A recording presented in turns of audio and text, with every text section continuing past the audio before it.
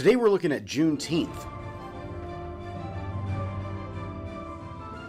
Hello, welcome to the Daily Bellringer. Please don't forget to subscribe and take a look at the questions down in the description. Also, don't forget to check out dailybellringer.com where you'll find more resources that go with many of the Bellringer videos. Juneteenth, celebrated on June 19th each year, celebrates the emancipation or freedom of enslaved African Americans in the United States.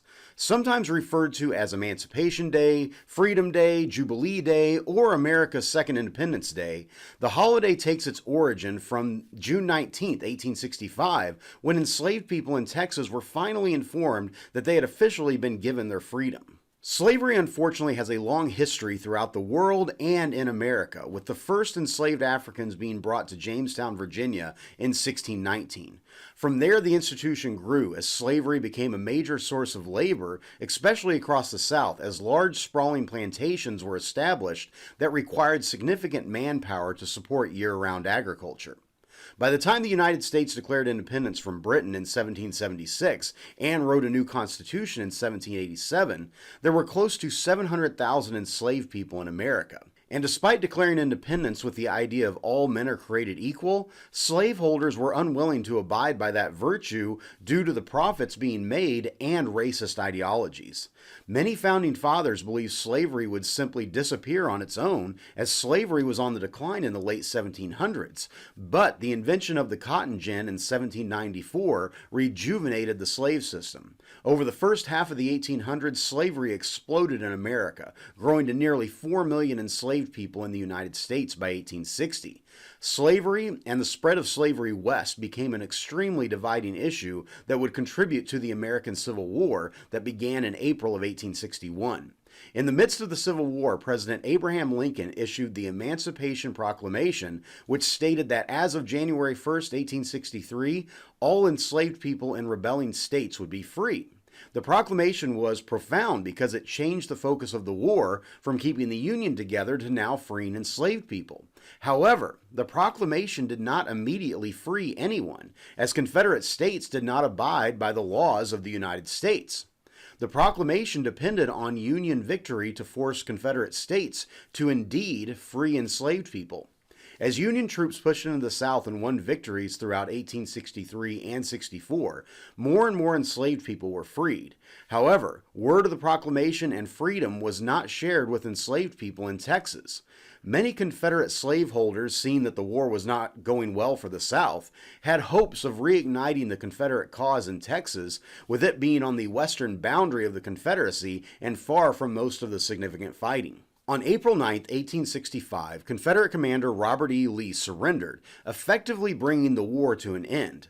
Over the next few weeks, all Confederate armies surrendered, but it wouldn't be until mid to late June that Union troops would reach Texas.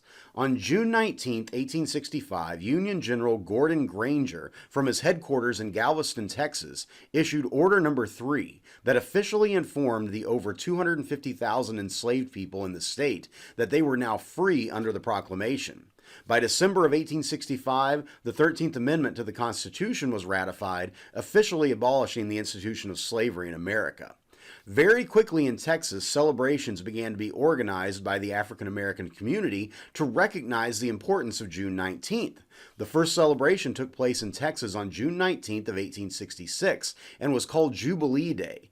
Gradually, the holiday's title changed from Jubilee Day to simply June the 19th, and then by the early 1900s, Juneteenth. Unfortunately, despite slavery being abolished, mistreatment, discrimination, and violence against African Americans grew across the Reconstruction South. Segregation and Jim Crow laws discouraged the celebration of the holiday by denying African Americans public spaces to hold events.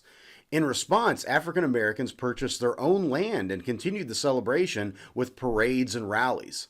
Gradually, the holiday began to be celebrated in more and more states as African Americans migrated out of the South to northern states and cities. Gradually, Jim Crow laws were eliminated through the civil rights movement of the 1950s and 60s. With it came a renewed focus on celebrating freedom for all Americans. In 1980, the Texas state government became the first to officially recognize the holiday. By 2008, almost half of all U.S. states had officially recognized Juneteenth, and as of today, all U.S. states have passed legislation recognizing the holiday. In June of 2021, the U.S. Senate and House of Representatives passed legislation to make Juneteenth a federal holiday. On June 17, 2021, President Joe Biden signed the bill making Juneteenth an official federal holiday. Hopefully this June 19th, you will take a moment to reflect and recognize the struggles and injustices that certain groups have had to endure throughout our history as a nation, and take a moment to celebrate the freedom that we as Americans hold so dear. So with that, hopefully you learned something, and thanks for watching. Alright, quick shout out here to TBP Social Studies class in Fort Worth, Texas. Thanks for watching.